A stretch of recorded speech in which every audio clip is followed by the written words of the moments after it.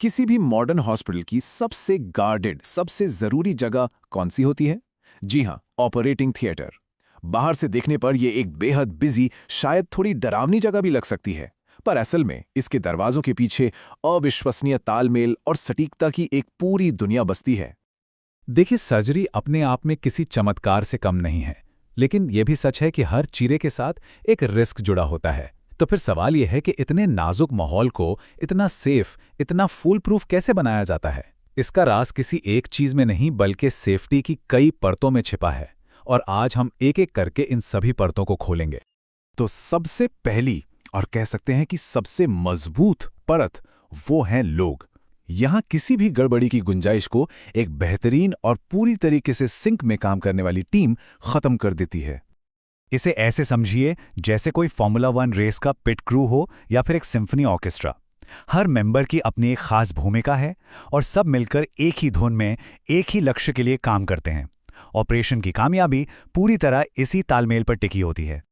इस टीम के जो मेन चेहरे हैं वो तो हम सब जानते हैं, सर्जन, एनेस्थेसियोलॉजिस्ट और नर्सेस। लेकिन एक ऐसा हीरो भी है जो अक्सर पर्दे के पीछे रहता है, ऑपरेशन थिएटर या ओटी टेक्नीशियन। डीपीएमआई का ये कोटेशन ओटी टेक्नीशियन की अहमियत को एकदम साफ कर देता है। सच कहूं तो ये टीम की रीढ़ की हड्डी की तरह है।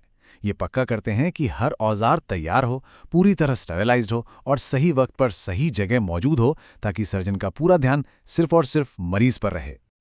और हाँ, ये कोई छोटा मोटा काम नहीं है।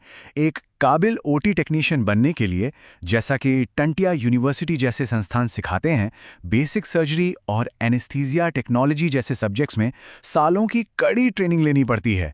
ये हाई लेवल के ट्रेंड प्रोफेशनल्स होते हैं।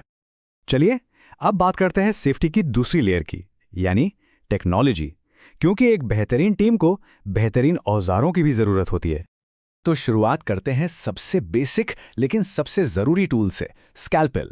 जैसा कि ओटी करियर यूट्यूब सोर्स में बताया गया है, सर्जरी का पहला कदम यानी चीरा इसी से लगता है।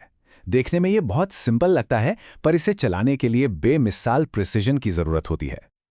अब सर्जरी के दौरान सबसे बड़ा चैलेंज क्या होता है? ब्लीडिंग को कंट्रोल करना, और यही काम आता है आर्टरी फोर्सेप्स। ये छोटा सा औजार खून की नलियों को पकड़कर ब्लीडिंग को तुरंत रोकता है। एक छोटा सा टूल जो असल में जान बचाता है।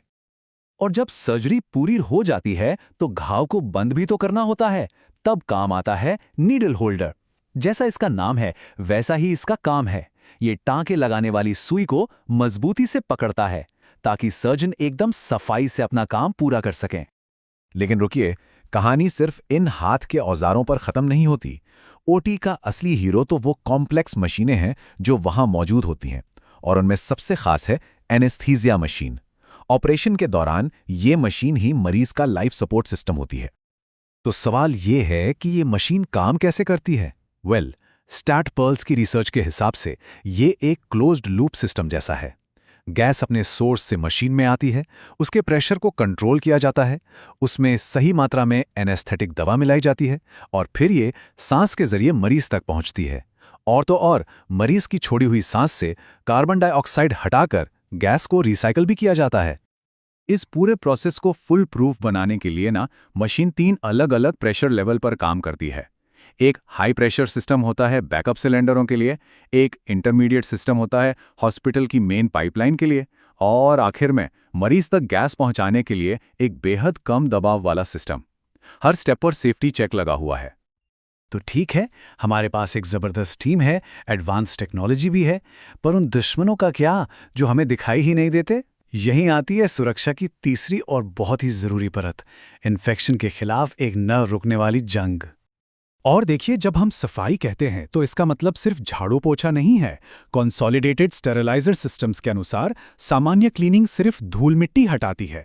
डिसइंफेक्शन या कीटाणु शोधन ज्यादातर कीटाणुओं को मारता है, लेकिन सर्जरी में जो चाहिए वो है स्टेरिलाइजेशन या नसबंदी, जो बैक्टीरिया के बीजाणुओं समेत हर तरह के माइक्रोब को पूरी तरह से खत्म कर देता है। कुछ भी नहीं बचता। किसी भी औजार को पूरी तरह स्टेरिलाइज्ड बनाना कोई एक स्टेप का काम नहीं है, ये एक पूरी जर्नी है। ये सर्जरी खत्म होते ही शुरू हो जाती है, जिसमें गहरी सफाई, ऑटोक्लेविंग जैसी प्रक्रियाओं से स्टेरिलाइजेशन और आखिर में सीलबंद पैकेजिंग तक शामिल है। इस प्रोसेस में कोई भी शॉर्टकट नहीं लिया जा सकता। और ये जो स्टेरिलाइजेशन का नियम है ना, ये सिर्फ औजारों के लिए नहीं है, ये सर्जिकल टीम पर भी उतनी ही सख्ती से लागू होता है। उनकी तैयारी ऑपरेशन शुरू होने से काफी पहले ही शुरू हो जाती है। और ये नंबर इस बात का सबूत है। एनएचएस की गाइडलाइंस के मुताबिक एक सर्जिकल हैंड स्क्रब यानी हाथों को एक खास तरीके से धोने की प्रक्रिया कम से कम 4 मिनट तक चलनी चाहिए। जरा सोचिए, 4 मिनट तक सिर्फ हाथ धोना, ताकि त्वचा पर मौजूद हर तरह के माइक्रोब को खत्म किया जा सके। तो अब हमारे पास स्किल्ड लोग हैं, एडवांस्ड मशीनें हैं और एक पूरी तरह से स्टेरिलाइज्ड माहौल है। इन सब को एक धागे में पिरोने वाली जो आखिरी और चौथी चीज है, वो है प्रोसेस की ताकत, यानी वो नियम जो इंसानी गलती की गुंजाइश को लगभग खत्म कर देते हैं। और इसका सबसे बेहतरीन एग्जाम्पल है वर्ल्ड हेल्थ ऑर्गेनाइजेशन की सर्जिकल सेफ्टी चेकलिस्ट।